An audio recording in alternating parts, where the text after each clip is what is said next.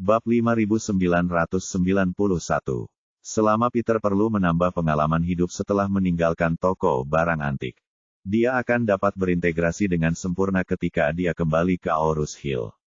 Terlebih lagi, lingkaran antik Aurus Hill sangat mewah. Kebanyakan dari mereka adalah penipu dan pendekar pedang dua tangan seperti ayah mertuanya. Tidak mungkin salah satu dari orang-orang ini mengenalinya dari keluarga di Amerika Utara.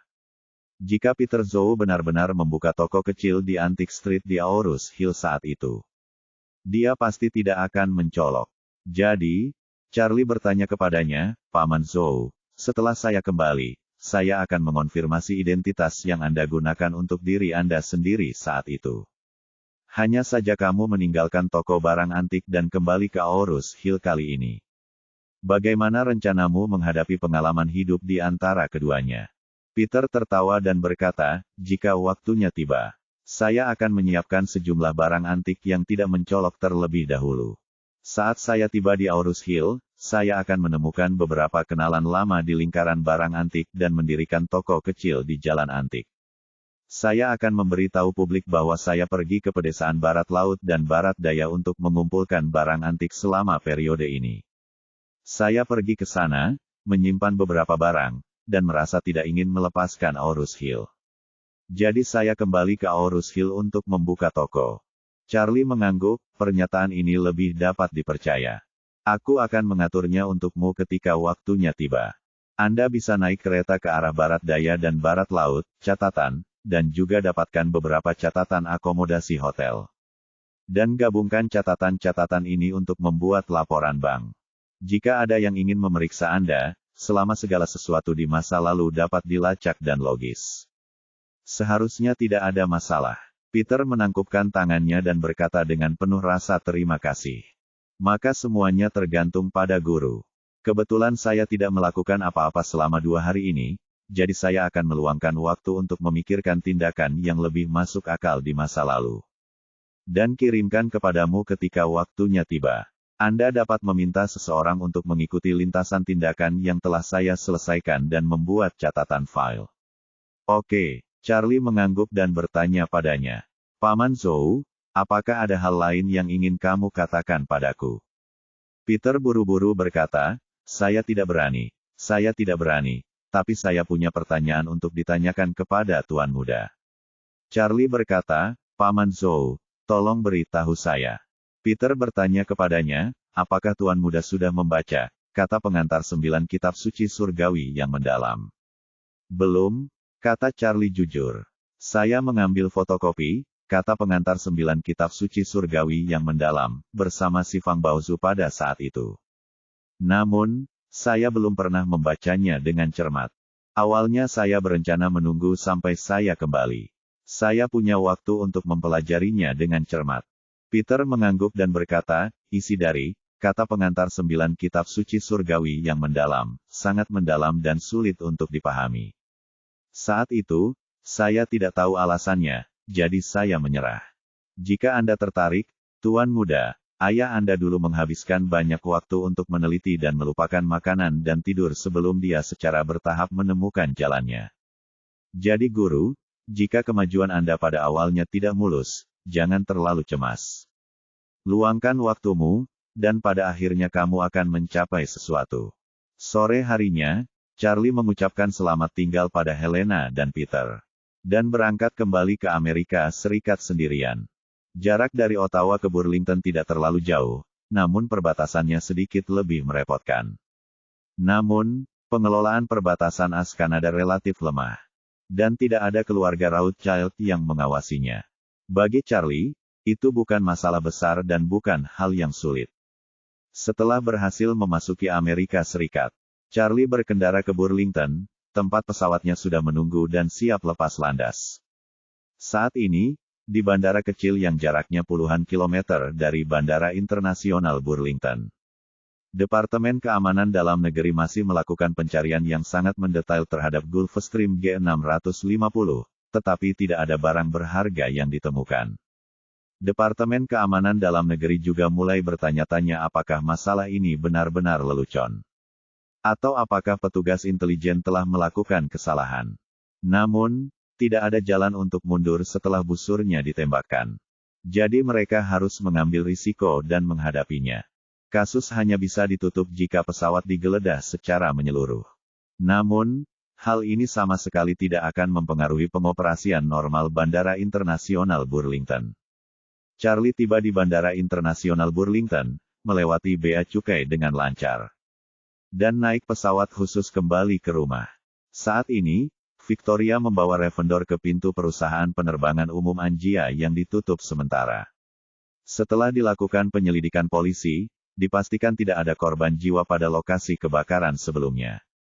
Jadi untuk sementara ditangani sebagai kecelakaan biasa, jadi polisi sudah mundur.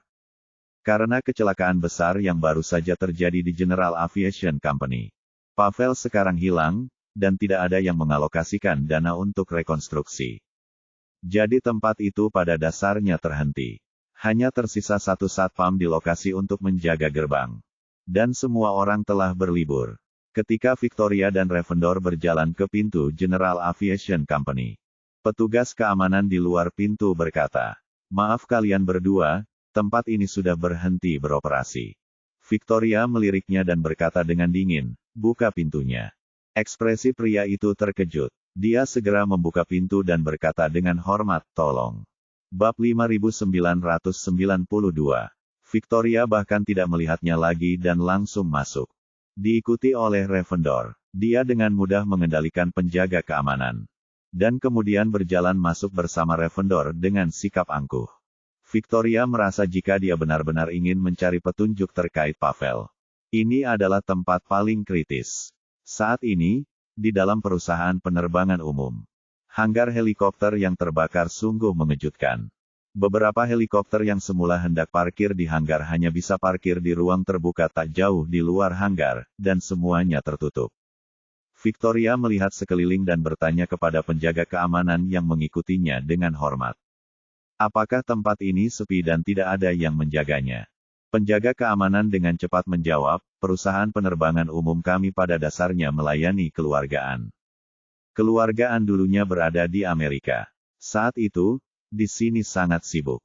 Kemudian, setelah keluargaan meninggalkan Amerika Serikat, beban kerja di sini berkurang sebagian besarnya.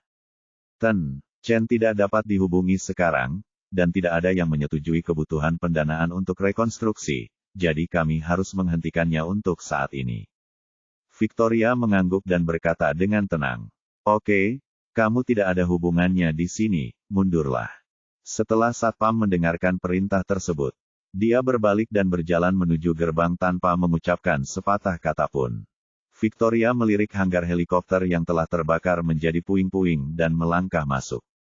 Berdiri di tengah hanggar, dia memejamkan mata. Dan gelombang energi spiritual menyebar dari tubuhnya. Sepenuhnya menutupi seluruh hanggar. Dia dengan hati-hati merasakan semua detail di hanggar. Namun dia tidak pernah menemukan sesuatu yang berharga, dan alisnya menjadi semakin berkerut. Melihat kerutannya, Ravendor tahu bahwa kemajuannya mungkin tidak mulus. Jadi setelah dia membuka matanya, dia bertanya dengan hati-hati, "Tuhan, apakah engkau menemukan sesuatu?" "Tidak." Victoria menggelengkan kepalanya dan bergumam.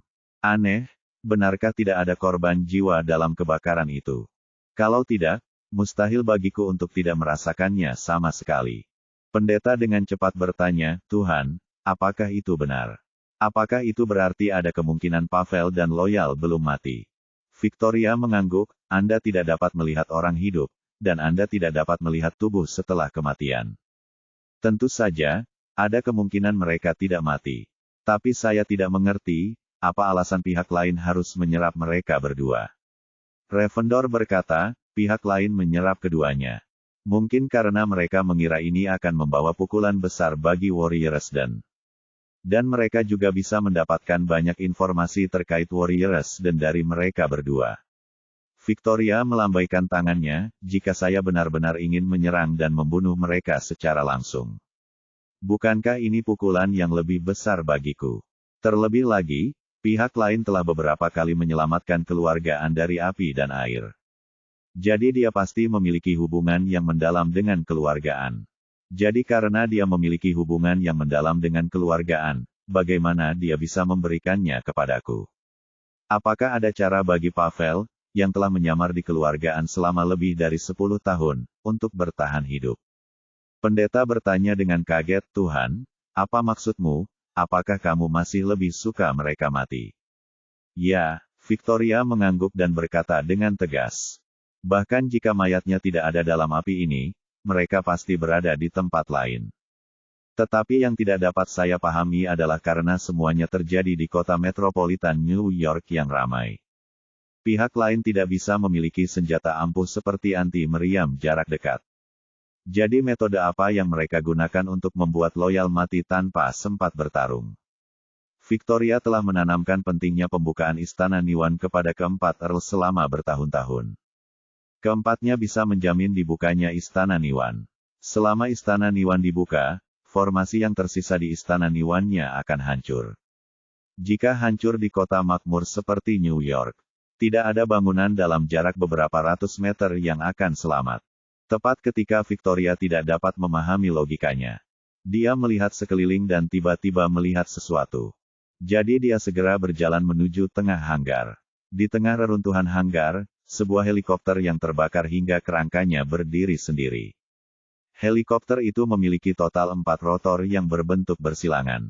Dan tampaknya ada kerusakan yang tidak terlalu kentara pada bagian ekor salah satu rotor. Victoria segera melangkah maju dan dengan cermat mengamati kerusakan kecil pada rotor. Jantungnya tiba-tiba berdebar kencang dan dia berkata, saya tahu bagaimana loyal mati. Ravendor menindaklanjuti dan bertanya dengan heran, Tuhan, bagaimana setia bisa mati? Victoria berkata dengan wajah muram. Jika tebakanku benar, dia seharusnya dipenggal oleh rotor ini. Ravendor tiba-tiba terkejut, bagaimana hal aneh seperti itu bisa terjadi? Victoria berkata dengan dingin, kerusakan pada rotor sama dengan lebar tulang leher manusia. Biasanya, bagian seperti ini tidak mungkin mengalami kerusakan sekecil itu. Apalagi pada malam kejadian, Pavel menerbangkan helikopter ke Manhattan. Dan Loyal kebetulan sedang menatap pedagang barang antik di rumah sakit Manhattan saat itu. Beberapa faktor kunci muncul di rumah sakit Manhattan. Dan sangat masuk akal bagi pihak lain untuk menggunakannya untuk memotong H3 Loyal. Ravendor bingung dan bertanya, mustahil bagi Loyal untuk melakukan kesalahan bodoh seperti itu. Kamu baru saja mengatakan bahwa dia bahkan tidak memiliki kesempatan untuk mati sebelum dia meninggal. Jadi, seseorang memanfaatkannya dan memasukkan kepalanya langsung ke rotor. Seharusnya begitu. Victoria menghela nafas dan berkata dengan serius. Orang yang membunuhnya haruslah orang yang sama yang membunuh dua lainnya. Bab 5993. Mendengar kata-kata Victoria, Ravendor terkejut dan berseru. Tuhan, kamu, kenapa menurutmu begitu? Victoria berkata, karena dia telah membunuh yang lain sebelumnya dan akan menggunakan metode alternatif untuk membunuh sisanya. Setelah mengatakan itu, Victoria menambahkan, saya benar-benar tidak menyangka dia berubah menjadi seperti hantu. Mereka ada di mana-mana, dan yang tidak saya duga adalah dia akan membunuh aset penting saya di mana-mana. Pendeta bertanya, Tuan, ada kebakaran di sini belum lama ini. Bukankah ini berarti orang ini juga berada di New York saat ini? Victoria mengertakkan gigi dan berkata, jika tebakanku benar, maka situasi saat ini adalah musuh berada dalam kegelapan dan kita dalam keadaan aman. Dia pasti tahu bahwa saya akan datang ke New York. Jadi dia pasti tidak ada di sini sekarang. Apalagi dia membunuh Pavel dan Loyal sebelum aku mendarat. Diam-diam mengirim si Fang Baozuang kembali ke Tiongkok. Dan sengaja menyewa pesawat untuk terbang ke China atas nama Pavel untuk ikut campur. Dia memahami visi dan ritme waktu saya dengan sangat akurat. Itu membuktikan bahwa dia tidak hanya mengetahui bahwa saya datang ke New York. Dia benar-benar memahami gerakanku. Dan dia sudah mengetahuinya sejak aku berangkat. Pendeta berkata dengan tergesa-gesa, Tuan, semua anggota kru telah ditangani. Kali ini saya berencana untuk langsung memindahkan beberapa keturunan langsung dari keluarga Wu untuk menjadi awak pesawat khusus tersebut. Victoria berkata, karena pihak lain sudah mengetahui keberadaan saya. Kalau begitu, pesawatnya tidak aman lagi. Pergi dan siapkan pesawat baru. Jika Anda sudah siap, jangan datang ke New York. Biarkan pesawatnya menunggu di Philadelphia. Pendeta bertanya dengan tergesa-gesa. Tuhan, apakah engkau berencana meninggalkan Amerika? Baiklah, kata Victoria, orang itu tidak akan pernah kembali ke New York. Mungkin dia telah meninggalkan Amerika. Tidak ada gunanya tinggal di sini. Lagi pula, saya berada di tempat terbuka, jadi lebih aman untuk pergi secepat mungkin. Pendeta bertanya, bagaimana dengan keluarga Rothschild? Bali Matart ini menutupi langit di New York dan merusak integritas moral Anda. Mengapa kamu tidak memberi mereka pelajaran? Victoria berkata dengan enteng, ya, tentu saja saya akan melakukannya. Saya harap saya dapat meluangkan waktu sebelum saya pergi untuk menghancurkan mereka secara langsung. Setelah mengatakan itu, Victoria menambahkan, namun, Anda juga telah melihat pengaruh mereka di Amerika Serikat. Sangat mudah untuk membunuh mereka demi kesenangan sementara. Tetapi setelah membunuh mereka, kemungkinan besar kita akan menjadi musuh bebuyutan pemerintah AS. Kami tidak bisa memprovokasi pemerintahan sekuat ini. Anda harus memikirkannya secara perlahan. Setelah mengatakan itu, Victoria berkata dengan dingin. Selidiki informasi tentang semua anak muda keluarga Rothschild yang bisa menikah. Dan cobalah mengirimkan beberapa, sarjana. Pendeta berkata dengan hormat, Tuhan. Sebagian besar pasangan nikah keluarga Rothschild adalah orang Yahudi. Mereka relatif tradisional, dan mungkin sulit bagi, sarjana, untuk masuk. Victoria melambaikan tangannya dan berkata, biarkan Robinson memikirkan caranya, saya butuh hasil. Pendeta segera berkata, saya mematuhi perintah. Ketika Victoria memutuskan untuk mengirim, sarjana, itu ke keluarga Rothschild. Pesawat khusus Charlie sudah lepas landas dari Bandara Internasional Burlington. Membawanya kembali ke Tiongkok. Dia tidak tahu apakah Victoria bisa menemukan petunjuk tentang Pavel dan Loyal di New York. Tapi dia tidak khawatir. Bahkan jika Victoria dapat menemukan bukti bahwa keduanya dibunuh. Tidak mungkin menemukan mayat mereka. Apalagi apapun yang berhubungan dengan mereka memberikan petunjuk padanya tentang dia. Jika mereka menemukan petunjuk bahwa keluarga Rothschild mengirim orang ke tempat kejadian untuk menghancurkan bukti, maka keluarga Rothschild mungkin akan mendapat masalah besar. Namun, Charlie tidak merasa bersalah mengenai hal ini. Karena dia tahu betul bahwa keluarga Rothschild sama sekali tidak bersalah. Jika mereka tidak berusaha sekuat tenaga untuk menemukan Peter, bagaimana mereka bisa ada hubungannya dengan Warriors dan semuanya hanya salah mereka sendiri. Bagi Charlie, perjalanan ke Amerika Serikat kali ini penuh dengan imbalan. Dia menyelamatkannya, mengirim kembali si Fang Baozu, dan membunuh Pavel dan Loyal. Pavel adalah musuh terbesar keluargaan, dan Loyal adalah Earl terakhir Victoria. Sekarang keduanya telah tersingkir. Ini merupakan kerugian besar lainnya bagi Warriors dan satu-satunya orang yang masih bisa membuat Charlie merasa terancam oleh Warriors dan saat ini adalah ketiga tetua yang hendak membuka istana Niwan, selain Victoria sendiri. Charlie tidak terburu-buru untuk terus berperang gerilya dengan Warriors dan ia merasa sekarang adalah kesempatan bagus bagi kedua belah pihak untuk melakukan gencatan senjata sementara. Victoria tidak berani terlibat di Tiongkok. Setelah dia kembali, dia dapat dengan tenang mempelajari kata pengantar Sutra 9 Misteri.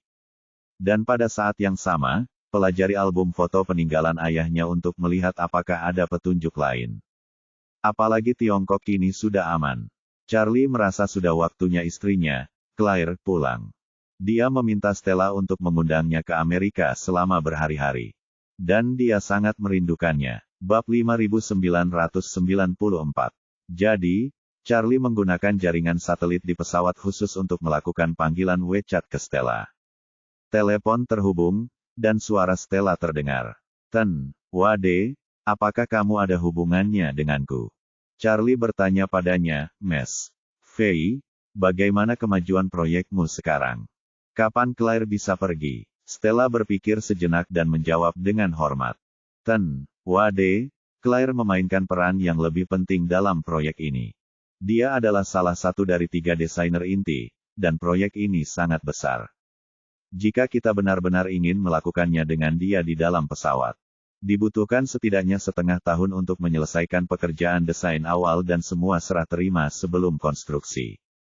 Charlie bertanya, apakah ada cara agar dia bisa melarikan diri dengan lancar? Stella berkata tanpa daya, jika aku berselisih dengan Claire dan melepaskannya. Dia bisa kabur dengan lancar, tapi itu terlalu kejam. Pecat saja seseorang tanpa alasan yang tepat, dan kita tidak akan bisa berteman di masa depan. Charlie berkata, jangan terlalu ekstrim. Kalau tidak, dia pasti akan merasa tidak nyaman. Setelah mengatakan itu, Charlie bertanya lagi padanya. Anda berinvestasi dalam proyek ini, kira-kira berapa nilainya? Stella berkata, sekitar $1 miliar. Saat ini, $300 juta telah diinvestasikan. Charlie berkata, baiklah, saya akan membayar $1 miliar itu. Selesaikan beberapa masalah kontrak terlebih dahulu, lalu dia akan menerimanya. Terdapat sengketa hukum mengenai tata cara pertanahan. Saat ini, proyek tersebut perlu dihentikan sementara, dan tim hukum akan menindaklanjuti dan menyelesaikan perselisihan tersebut sebelum dapat dilanjutkan. Kalau begitu kamu akan menghentikan proyek itu untuk sementara dan membiarkan Claire kembali dulu. Anda dapat memulainya kembali nanti jika waktunya tepat. Jika saatnya tiba, Anda akan memintanya untuk terus membantu Anda menyelesaikan proyek ini. Dan aku akan membiarkan Claire menolak. Ketika Stella mendengar solusi Charlie, dia langsung berkata, Wade terlalu sopan. Uang kecil ini tidak berarti apa-apa bagi keluarga Fei. Pertama-tama saya akan menemukan alasan yang masuk akal untuk menunda proyek ini tanpa batas waktu. Ketika Anda perlu kembali ke Amerika, saya akan memulai kembali. Charlie tercengang saat mendengar ini, dan tanpa sadar ingin menolak. Tapi setelah memikirkannya dengan hati-hati, sungguh mustahil untuk mengatakan hal semacam ini. Jika situasi serupa terjadi lagi di masa depan, tempat Stella benar-benar pilihan yang bagus untuk menetap bersama istrinya. Jadi dia tidak ingin memblokir jalan ini sepenuhnya. Jadi, dia berkata, kalau begitu saya serahkan pada Nona Fei untuk menanganinya. Stella tersenyum dan berkata, Tuan Wade, jangan khawatir tentang pekerjaannya. Saat ini, kuil Aorus Hill Kixia. Di kaki utara Gunung Kixia dan di lembah di sebelah utara kuil Kixia. Ada villa pegunungan yang sangat tenang. Halaman ini milik kuil Kixia, tetapi belum pernah dibuka untuk umum. Bahkan para biksu di kuil Kixia diberitahu oleh kepala biara untuk tidak mendekatinya tanpa alasan. Saat ini, fajar baru saja menyingsing di Aorus Hill, dan tidak banyak cahaya di pegunungan. Seluruh lembah dipenuhi kabut, dan kicauan berbagai burung bergema di lembah. Yang sangat merdu. Di halaman lain, seorang wanita parubaya yang tak tertandingi sedang duduk bersila di atas kasur di halaman. Memutar-mutar manik Buddha di tangannya dengan lembut. Wanita bangsawan ini adalah ibu Charlie, Margaret. Pada saat ini, seorang wanita parubaya dan lanjut usia dengan rambut sangat pendek keluar dari rumah bata biru. Orang ini adalah bawahan Margaret, Suster Sun. Sister Sun berdiri di depan Margaret dan berkata dengan hormat. Nyonya, saya baru saja menerima kabar bahwa Tuan Muda telah kembali ke Tiongkok. Oh. Margaret membuka matanya dan berkata dengan heran. Si Fang Baozuang baru saja kembali ke ibu kota, Charlie telah kembali sekarang. Jadi Peter pasti diselamatkan olehnya juga. Sister Sun berkata, ada tanggapan dari bandara bahwa hanya Tuan Muda yang naik pesawat. Dan Peter tidak terlihat. Margaret berkata sambil tersenyum, Charlie pasti sudah membuat pengaturan. Ratu Nordik Helena mengunjungi Kanada sebelumnya. Mungkin Charlie yang melakukannya. Peter kemungkinan besar akan meninggalkan Amerika Utara bersamanya. Setelah itu, Margaret bertanya lagi, di mana Pavel? Ada berita? Tidak. Saudari Sun menggelengkan kepalanya dan berkata, keberadaannya masih belum diketahui. Margaret mengangguk dan berkata sambil tersenyum, kalau begitu dia pasti sudah mati. Mungkin api itu digunakan Charlie untuk menghilangkan jejak. Setelah itu, Margaret bertanya padanya, kemana Charlie terbang kali ini? Aorus Hill atau Eastcliff? Sister Sun berkata dengan hormat, Nyonya, Tuan Muda terbang langsung ke Eastcliff. Margaret berkata dengan gembira, kalau begitu, menurutku, Dia akan pergi ke East Cliff untuk menjelaskan situasinya kepada kakeknya. Anak ini sangat jelas tentang benar dan salah. Setelah itu, Margaret menghela nafas. Saat Charlie pergi ke East Cliff, dia harus kembali ke Aurus Hill. Saat dia kembali setelah itu, saya harus lebih berhati-hati lagi. Tapi aku belum menemukan kesempatan untuk bertemu Nanako Ito. Saat Charlie kembali, saya khawatir akan semakin sulit menemukan peluang. Saudari Sun berkata dengan malu, Nyonya, akhir-akhir ini Nona Ito berlatih seni bela diri dengan giat di Camp Elises. Dan sesekali kembali ke rumahnya. Itu hanya masalah 2 poin dan 1 garis. Kami benar-benar tidak dapat menemukan peluang yang cocok. Margaret terdiam beberapa saat lalu berkata, saya punya ide, apakah bisa dilakukan? Tidak yakin, ayo kita coba. Bab 5995. Karena Charlie tidak berada di Aurus Hill, Nanako telah mempelajari seni bela diri dengan sepenuh hati selama beberapa hari terakhir. Dia hanya tinggal di asrama Camp Elises hampir sepanjang waktu, dan hanya sesekali kembali menemani ayahnya. Kemarin, Takehiko merindukan putrinya, jadi dia meminta seseorang menyiapkan jamuan makan mewah ala Jepang. Dia memanggil Nanako kembali, dan ayah serta putrinya makan bersama. Perjamuan pada umumnya mewah dan rumit, dan biasanya makan dilakukan dalam 2 atau 3 jam. Jadi Nanako tidak buru-buru kembali ke Camp Elises tadi malam melainkan berdiam diri di rumah selama 1 malam. Agar tidak menunda latihan paginya, dia segera bangun saat fajar, mandi sebentar, dan bersiap untuk pergi ke Camp Elises. Saat naik lift ke basement dan melewati lantai 9, lift perlahan berhenti. Pintu mobil terbuka, dan seorang wanita muda seumuran dengan Nanako masuk ke dalam lift. Nanako tidak memperhatikan. Wanita itu memasuki lift sambil melakukan panggilan telepon dan berkata secara misterius. Oh, aku tidak menyangka ini akan terjadi sepagi ini. Saya baru saja mendengar dari orang awam di kuil Kixia bahwa guru terkenal itu diajar oleh guru Jingqing. Dia diundang datang ke kuil Kixia untuk memberikan ceramah. Dia akan tiba dalam 1 atau 2 jam. Saya mendengar bahwa dia akan meluangkan waktu untuk menguduskan dan memberkati umat beriman. Jimat yang disucikan dan diberkati oleh guru Jingqing sangat efektif. Saya berencana meminta 1 untuk suami saya. Dia hidup di dunia setiap tahun. Terbang berkeliling dan berlarian, meminta jimat untuk melindunginya. Wanita lain di ujung telepon bertanya dengan rasa ingin tahu. Anda bisa mendapatkan jimat dari setiap kuil, apa yang mengejutkan dari jimat yang diberkati oleh guru Jingqing? Kemudian wanita itu berkata, guru Jingqing sangat terkenal. Dia diundang untuk menyebarkan ajaran Buddha ke seluruh dunia sepanjang tahun. Setiap kali dia berceramah, dia akan menguduskan dan memberkati senjata sakti bagi sebagian orang beriman secara gratis. Dia berceramah di Gunung Putuo beberapa waktu lalu, dan tiket Gunung Putuo terjual habis selama seminggu berturut-turut. Senjata ajaib yang diberkati olehnya dijual kembali di kalangan orang beriman dengan harga mulai dari 6 digit. Saat dia mengatakan itu, wanita itu menambahkan, Singsin membantu suaminya di Gunung Wutai tahun lalu untuk meminta senjata ajaib yang disucikan dan diberkati oleh guru Jingqing. Jimat itu terlibat dalam serangkaian kecelakaan mobil di jalan raya tahun lalu dan ditabrak dari belakang oleh truk yang kelebihan muatan. Dia satu-satunya yang selamat di antara 8 orang di 3 kendaraan tersebut. Dia baik-baik saja tetapi jimatnya rusak. Apakah menurut Anda hal ini cukup efektif? Kemudian wanita itu berkata dengan heran, saya hanya tahu bahwa suaminya mengalami kecelakaan mobil tahun lalu, dan saya tidak mengetahuinya.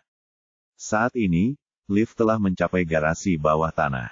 Setelah pintu lift terbuka, wanita itu keluar dan berkata, soal kunjungan keduanya ke Aurus Hill ini belum diumumkan ke publik, dan diperkirakan akan diumumkan malam ini. Setelah berita ini diumumkan, orang-orang beriman yang taat dari jarak ratusan kilometer mungkin ingin bertemu dengan guru.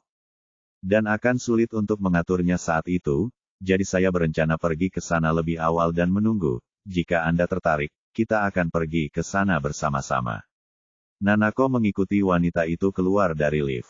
Dia telah belajar seni bela diri baru-baru ini, dan pendengarannya juga meningkat. Jadi dia masih bisa mendengar kegembiraan wanita di telepon yang berkata, kalau begitu saya akan bersiap sekarang. Di mana kita bisa bertemu? Wanita itu berkata, kamu keluar ke gerbang komunitas sekarang, dan saya akan menjemputmu di sana. Nanako diam-diam merasa terharu saat mendengar ini. Terinspirasi oleh kenangan ibunya semasa hidupnya, dia selalu percaya pada agama Buddha dan dapat dianggap sebagai penganut Buddha yang taat.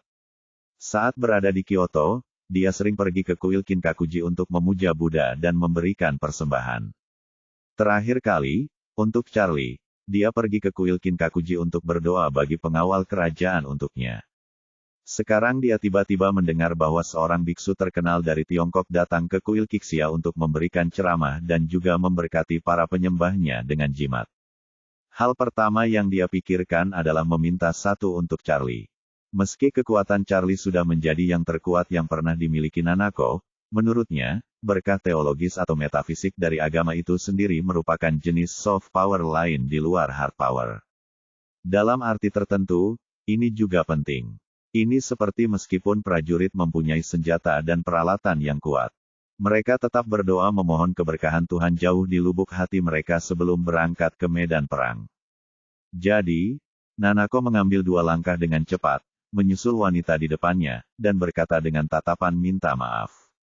Maaf mengganggumu, aku tidak bermaksud menguping panggilan teleponmu.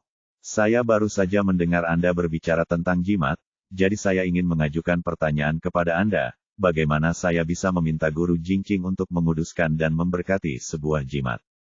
Wanita itu sedikit terkejut, lalu berkata sambil tersenyum.